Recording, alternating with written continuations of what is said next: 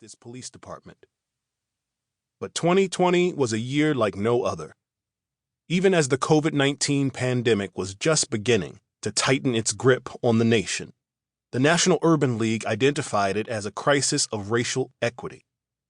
The limited access to quality health care, lower rates of health insurance, higher rates of chronic illness, an implicit bias in health care delivery that saturated Black America before 2020 were the accelerant that spread the flame of COVID-19 racing through our communities. African Americans and Latinos were more than 3 times as likely to contract the coronavirus as whites, and African Americans nearly twice as likely to die. Black workers were overrepresented among low-income jobs that could not be done from home as the economy cratered, and Black unemployment soared by nearly 250% from February to April. As the nation's economic first responders, the National Urban League and our network of 90 affiliates around the nation faced our greatest challenge in a generation.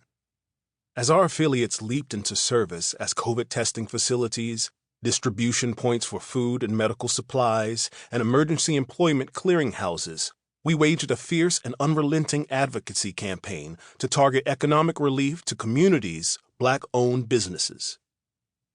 Into the simmering cauldron of grief and economic desperation, already overheated by the staggering rollback of civil rights protections under the Trump administration, fell the brutal killing of George Floyd. For Black Americans battling a disease that left its victims gasping for air, George Floyd's final words, "I can't breathe," became a heartbreaking emblem of systemic racism. The aloof expression on Officer Derek Chauvin's face, as he calmly crushed the life from Floyd's body, became an emblem of white indifference to Black suffering. It was a time to respond, not with despair, but with determination. The National Urban League joined with other civil rights organizations to demand the reforms that became the George Floyd Justice in Policing Act. As a community, we demanded justice for the victims of racially motivated police violence across the country. This book, like 2020 itself, ends with what Washington Post journalist Dorothy Butler Gilliam calls an explosion of Black hope. But our hope must be tempered with caution. We cannot emerge from this year of crisis only to fall back into the same patterns and practices that created the crisis in the first place. We need to see the span of history encapsulated in these pages and let it inform the future. We must be vigilant, we must be forceful, and we must continue to say their names if we are to sustain the momentum of this movement. Why Black Lives Matter Matters by Curtis Bunn. Of all the action Black Lives Matter has taken, all the change it has effected, all the controversy it has engendered, its most significant feat is this: it has awakened anew the power that resides within Black people. From every part of the United States, African Americans charged to the forefront of the BLM movement.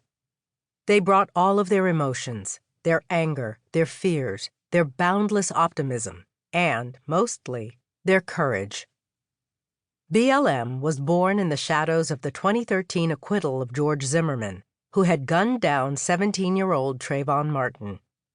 It rose to a world-shaking phenomenon in 2020, after George Floyd was murdered under the knee of Minneapolis Police Officer Derek Chauvin. That heinous act illuminated why Alicia Garza, Patrice Colors, and Opal Tomati, 3 Black women, created what they described as a Black-centered political will and movement. It was Garza, who is from Los Angeles and lives in Oakland, who coined the phrase Black Lives Matter. Trayvon Martin was shot and killed on February 26, 2012, when confronted by an armed Zimmerman as Trayvon returned to his father's fiancée's home from a convenience store in Sanford, Florida. Garza posted the phrase as an emotional proclamation on Facebook in response to the anguish she felt, a suffering magnified by knowing there were so many others like it.